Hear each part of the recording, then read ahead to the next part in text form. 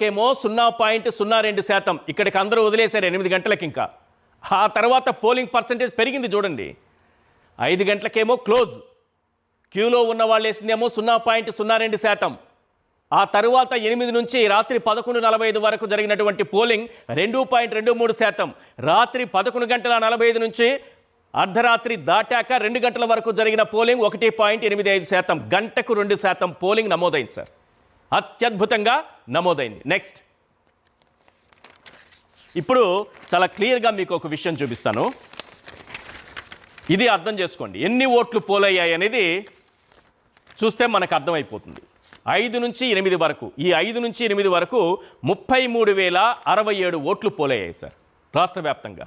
ఏది పోలింగ్ ముగిసిన తరువాత అదనంగా క్యూలో ఉన్న వాళ్ళు వేసింది 5 నుంచి 8 వరకు 33,067 ఓట్లు వేశారు.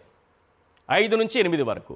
కానీ అనూహ్యంగా 8 నుంచి రాత్రి 11:45 వరకు 34,63,767 ఓట్లు పోలయ్యాయి.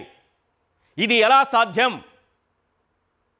అక్కడ 3 గంటల్లో కేవలం 33,067 ఓట్లు పోలైతే రాత్రి 8 నుంచి 11:45 వరకు 34 లక్షల ఓట్లు. 1, 2 కాదు సార్. ఎక్కడి నుంచి వచ్చారు ఈ జనమంతా? ఎవరు నొక్కారు ఈవీఎంలను? 34,63,767 ఓట్లు పోలయ్యాయి. ఇంకా అద్భుతం, మహా అద్భుతం.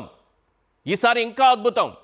5 గంటలకు పోలింగ్ ముగిస్తే క్యూలో ఉన్న వాళ్ళు వేసినటువంటి ఓట్లు ఎంతమంది ఉన్నారో చూడండి. 11:45 నుంచి అర్ధరాత్రి 2 గంటలు, అర్ధరాత్రి దాటిన తర్వాత 2 గంటల వరకు నమోదైనటువంటి ఓట్లు ఎన్నో తెలుసా? 17,20,278 ఓట్లు వేశారు సార్. పోలింగ్ ముగిసిన తరువాత, సాయంత్రం 5 గంటలకు ముగిసిన తరువాత రాత్రి 2 గంటల వరకు అనూహ్యంగా జరిగినటువంటి పోలింగ్తో మొత్తం అదనంగా వచ్చి పడ్డటువంటి ఓట్లెన్నో తెలుసా? ఈ దేశంలో ఏ రాష్ట్రంలో జరగని విధంగా, ఎన్నికల చరిత్రలో ఎప్పుడూ లేని విధంగా ఎన్ని ఓట్లు అదనంగా వచ్చి చేరాయో తెలుసా? 51,83,249 ఓట్లు అదనంగా వచ్చి చేరాయి.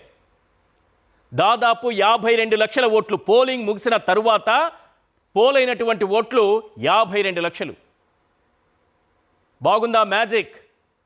ఇక్కడ ఎవ్వరూ లాజిక్ మాట్లాడకూడదు. ఈ మ్యాజిక్ చూసి ఆనందించాలి. 164 సీట్లతో విజయం సాధించారు. ఎలా సాధ్యమైందంటే, సాయంత్రం 5 గంటల నుంచి అర్ధరాత్రి దాటాక 2 గంటల వరకు 52 లక్షల ఓట్లు పోలయ్యాయి. ఇది అద్భుతం, మహాద్భుతం.